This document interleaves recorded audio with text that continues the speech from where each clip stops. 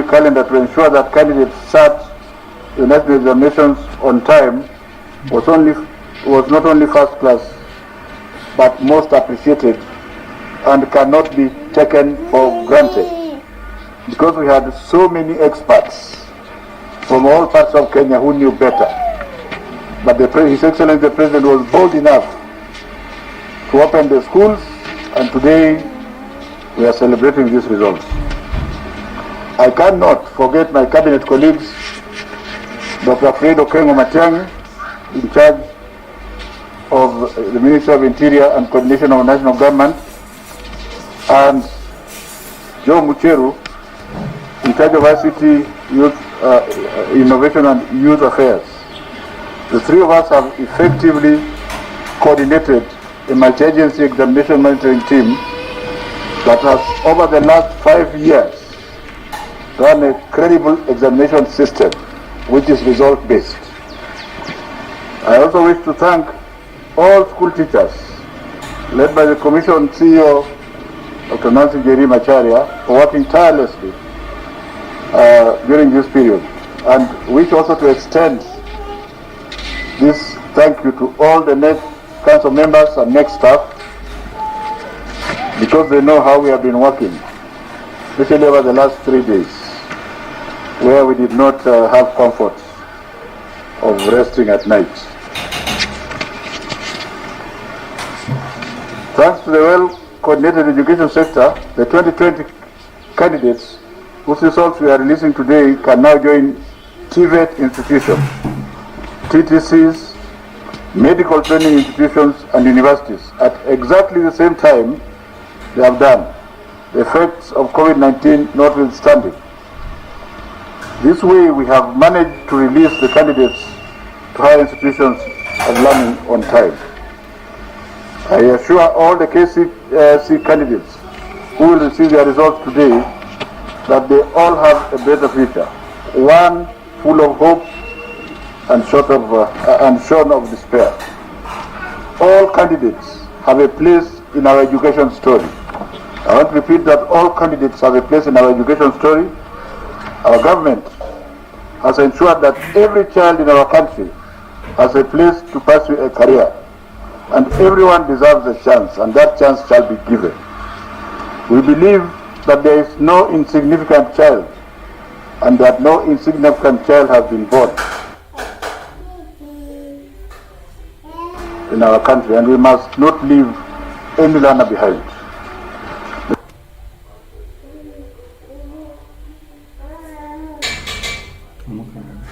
The government has a duty to nurture each of these learners to pursue their dreams, regardless of how low they start to the very top of the academic ladder. Ladies and gentlemen, we believe in this dream, which indeed is what our competency-based curriculum is all about. I am therefore proud to announce that we have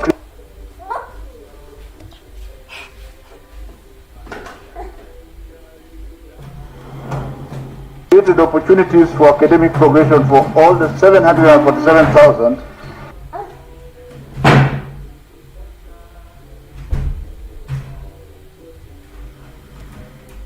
171 who sat the 2020 KCSE examinations.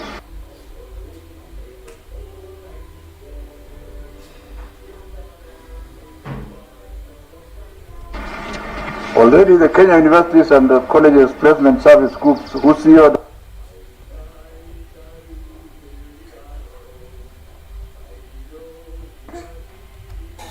Dr. Agnes Wahome is here today. I think you should stand so that they see you properly.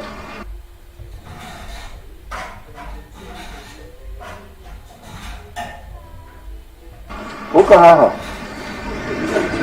Let them see you. This is the new boss.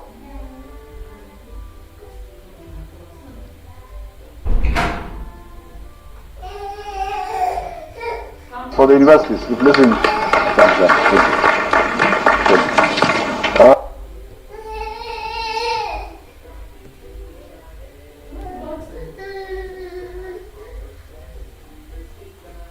that that is Dr. Ahome, brand new, has identified that our universities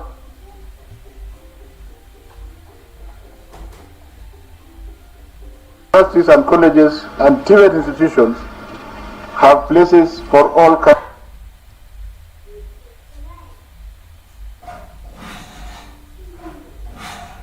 candidates. All these institutions have disclosed their capacities of enrollment ahead of selection exercise of 2020 KCSE examination candidates, which I have instructed that should start immediately. That instruction is on behalf of none other than His Excellency the President. The Placement Service is engaging with higher education, with the higher education regulatory bodies, Commission for University Education, the Technical and Vocational Education and Training Authority, TVETA, to ensure that all institutions are prepared to enroll these candidates. This is in line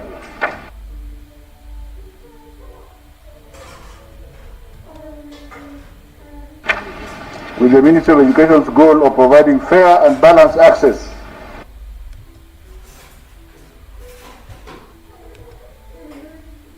to quality and relevant higher education and training, and His Excellency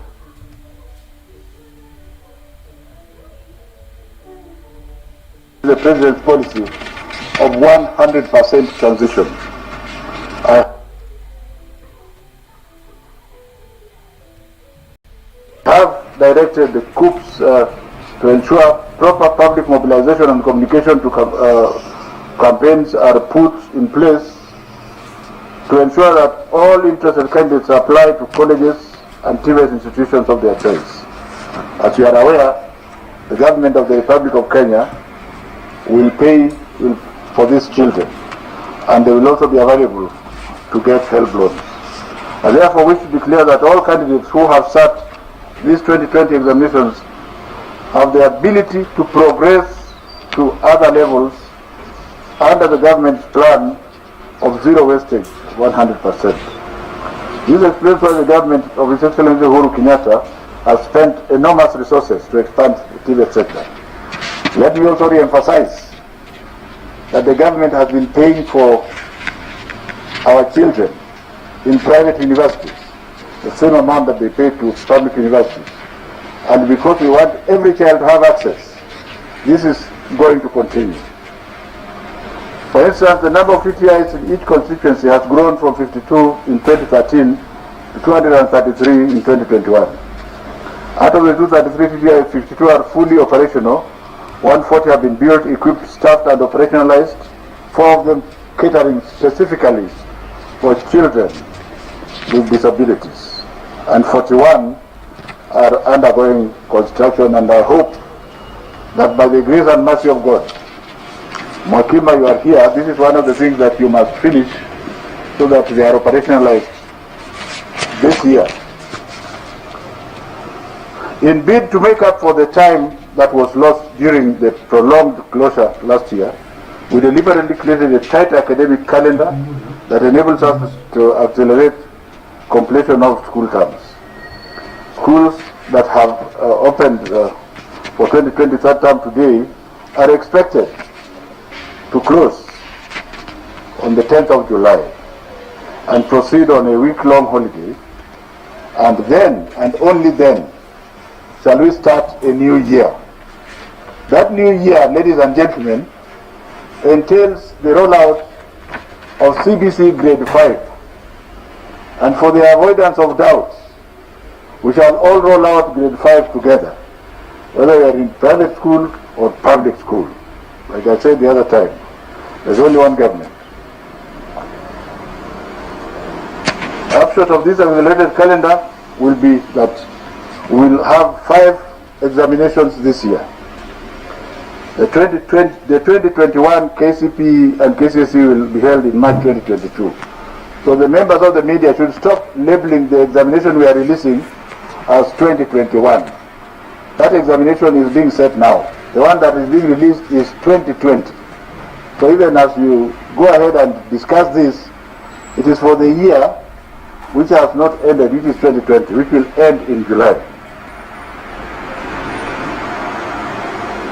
In December 2022, we will administer another examination. Hopefully I will not be there, but we shall have planned for everything, so that whoever is going to take over from us should have a seamless effort. We have tried to avoid this, but I think since it is one country, and we must remember that the world is a stage, and when you are given a job, you don't get attached to it. You just do what you have to do and ensure that when you leave, whoever takes over can proceed on from there. That is the year that in December next year, that will be the year that we shall do the grade 6, the first grade 6 summative examination. As you are aware, His Excellency the President has sworn in a permanent secretary specifically to midwife the competency-based curriculum changes, the CBC, which basically means that this will be done without any problem. We are therefore about to come face to face with the historic examination session next year, which means that we must start preparing for the 5 examinations. I therefore wish to urge all our stakeholders, and especially those in the unions, to very kindly work with us as they have done so in the past, and the multi-agency team on the examination to tighten their belts and to prepare to confront the 5 impending examinations. Yet, I know dressing up such challenges is the team's stock in trade, and therefore it shall be done. The government, through the Ministry of Education, has opened the door to applications for the government 9,000 odd scholarships under the Elimu Scholarship Program. This program started in 2019 and was originally meant for 110 sub-counties, but again through the wisdom of His Excellency the President, we expanded it to children in urban slums and informal settlements. And I have since then learned that the greatest number of poor children in this country reside in those areas. The application is ongoing.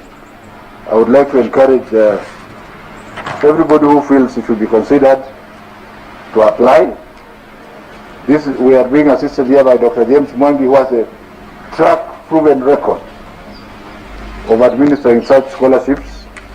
The value is 2.5 billion for another 9,000, and we are hoping that 30% of this will go to urban slum children and children in informal settlements.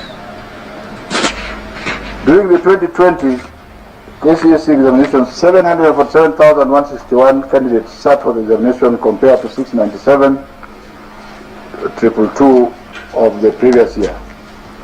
This represented an increase of 6.6%, equivalent to 49,939 candidates.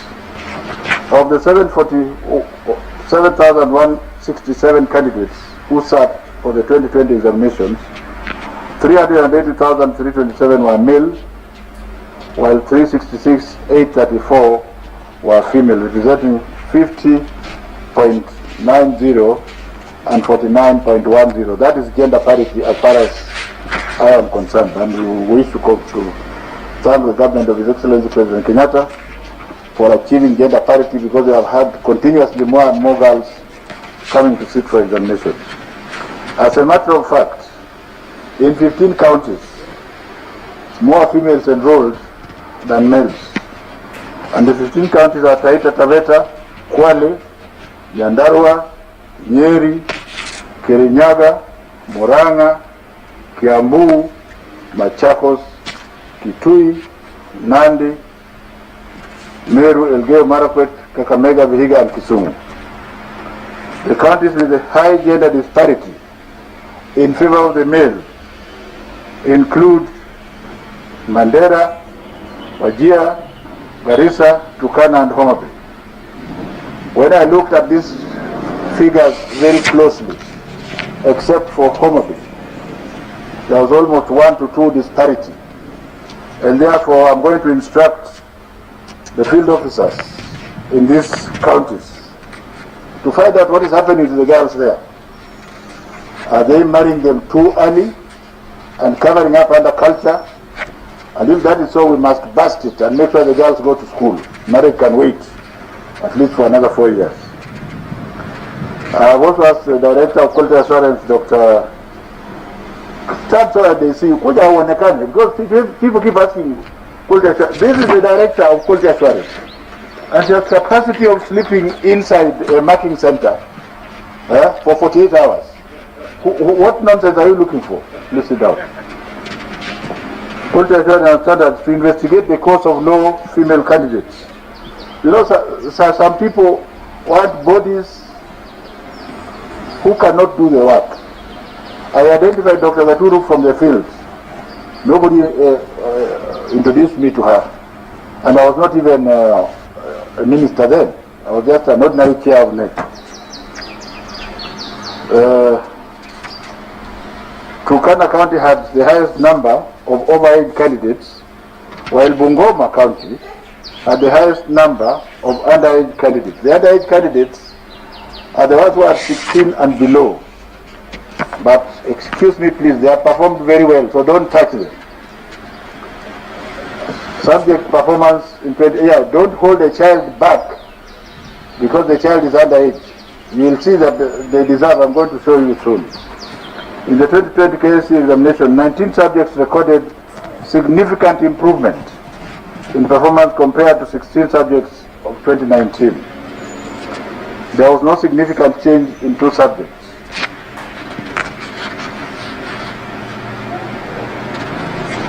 There were 893 A-planes. There were 893 candidates who scored A-planes, which is 0.1%, as compared to 627, which compared to 0.09, 2019. This is one of the clearest indicators, ladies and gentlemen, that the candidates have performed at par, if not better, compared to 2019, despite the negative effects of COVID-19. Ladies and gentlemen, the number of candidates with minimum university entry qualification, which is grade C+ and above, rose to 143,140, representing 19.03%, compared to 125,747, representing 18% in 2019. The message here is this: all the remaining candidates are eligible to join TVET institutions, teacher training centers, medical training colleges, and other tertiary learning institutions at various levels, from artisan to degree level.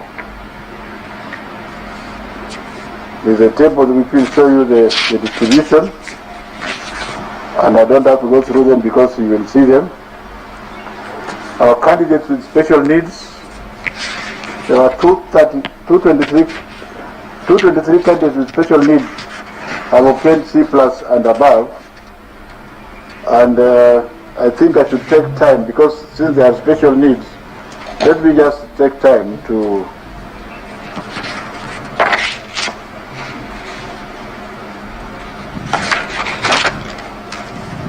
this is an improvement as compared to the 127 of last year, which was 7.6%. The most improved candidates, and the message we want to give here, there's this myth which is totally misplaced. Like right now, I have over 5,000 requests. They all want to go to 3 schools, 3 male and 3 female, and I look at it and I just laugh. Yet, there are students who have scored below 200, and they are going to university from sub-county schools. And I think you will allow me to show you how the so-called children who are flocked have passed well enough to join universities, from universities or TVET, because now even a student with A can choose to go and do a TVET course where he is sure he will get a job tomorrow. And I want to start with one who is from a sub-county school. The name is Cheriot Bet Dennis, Kimargis Secondary School. The sub-county school is somewhere in the country. He has moved from 190 to a B minus, so he's assured comfortably of a university space.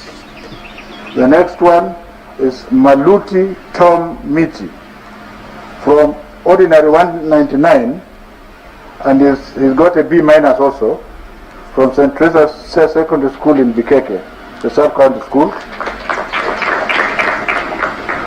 The fourth one is Kipis Soimit Charity from 150, actually 151 in primary school, to C plus from a sub-county school.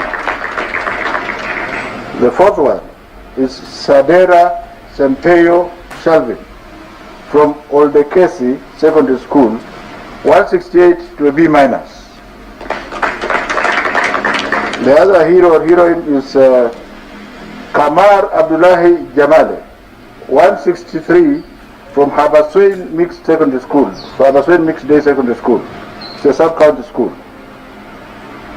The other sub-county school is Sololo Pamari Joseph, Oldekesi Secondary School, is a sub-county. Then there are one or two extra-county schools where we have Hassan Abdullahi Osman, Wayam Secondary School is an extra-county school.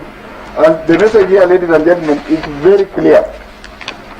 This, I don't know whether to call it madness or lack of knowledge, but you must go to the Panganis and Kenya high schools of this world. It is our duty as government to ensure that we nurture all the children, even those who will not have performed well. We must still give them, including the ones with E. We must give them an opportunity, because that E does not mean failure. Before CBC takes root, we must ensure that these children are given an opportunity, ladies and gentlemen. Now, the most improved schools based on the mean KCSE grade, and here we have been open to identify the most improved schools. In the same spirit, ladies and gentlemen, of illustrating schools that can add value to students, I now name schools that admitted students with KCPE mean scores that did a commendable job in improving them. And they include extra-county, county and sub-county schools. The first one is Kayaga Girls School, somewhere in Meru, which is an extra-county school, which improved the KCP index of 22.38 to 73.98 this year. St. Joseph's Girls Kitale improved from 21.22 to 71.57. Kisasi Secondary School, and incidentally, this is the school I want to take that child who was abandoned. I will personally go and look for him and admit him there and get him a scholarship. This Kisasi Secondary School has improved from 20.48 to 68.26. Oriwo Boys is an extra-county school with which I am very familiar, and they have improved from 31.07 to 78.72. And I could go on and on, ladies and gentlemen. Let me just continue. Rio Kindo is a school that I have visited. KCP index of 18.87 up to 65. St. Joseph's Rapogi, which is near Dr. Juan's house, is an extra-county school from 31.112 to 77.78. And the first private, Light Academy, from 30.15 to 76.74. Sai Mixed Secondary School, which is a sub-county school, I'll just mention two sub-county schools and stop there, from 26.9 to 70, and Wiobiero Secondary School. I suspect that's also near Juan's house, 28 to 70. And finally, Chuka Boys, extra county, from 23 to 69. I could continue, but I think, ladies and gentlemen, you can see where we appreciate those schools. A lesson from this radical positive KCPE improvement recorded by candidates with low academic achievement at KCPE level is that the government's 100% transition, which is now in its third year, has allowed all candidates to progress to secondary school, and you can see is becoming a major palpable game changer. You are no longer safe hoping that, if you are in KCSE, therefore you are not going to go to any university. That is where the river used to be before. So we are taking the river back to its course. And I think God should be praised for this. If we can sustain this policy over the years, then we stand a chance of saving many academic lives of poor children who otherwise would have been lost because of corruption and what have you. Now, I am sure this is what we are waiting for. The top candidate this year is from Muranga High School. The index is 87.334. We thank God he's a male. The name is Simiyu Robinson Wanjala.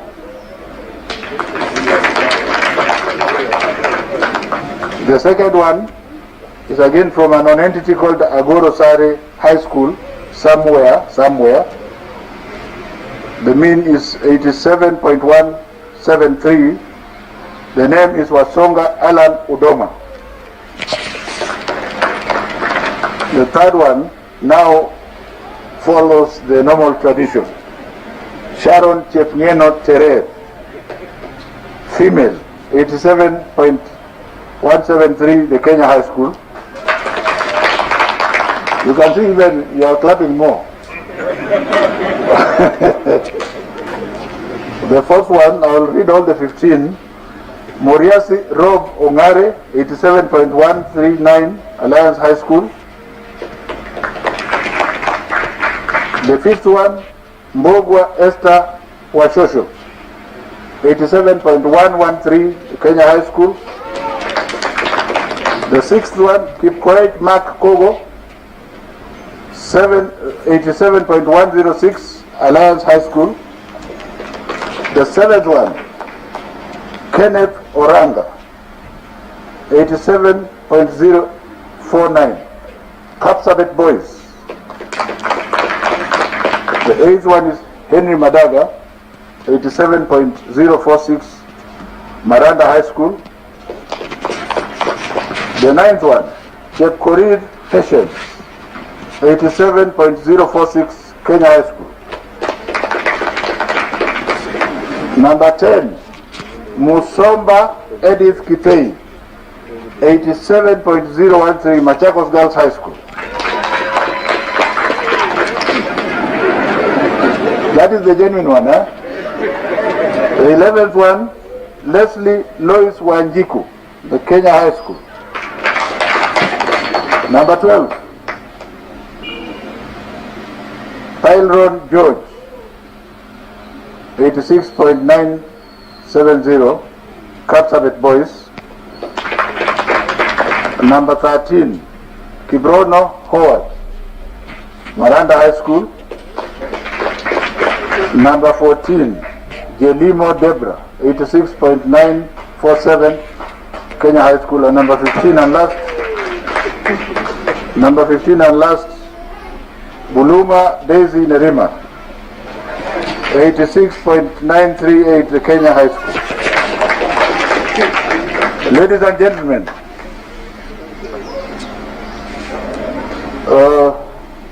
the under 16s, these are the special ones who are 16 years and below.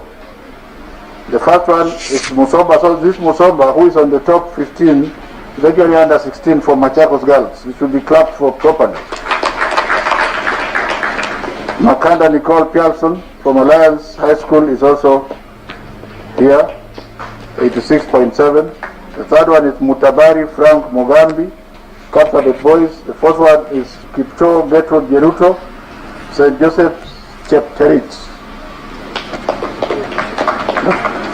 Fifth one is Kiplangat Gerald, 85.1 85.7 from Alliance High School. The sixth one is Craig Onyancha Moturi, 85.6, Mamu High School. You see why I was telling you not to touch these children. The seventh one is Kimunye Dennis Washira, Alliance High School, 85.6. The fourth one, the eighth one is Bill Clinton Jefferson. Wow!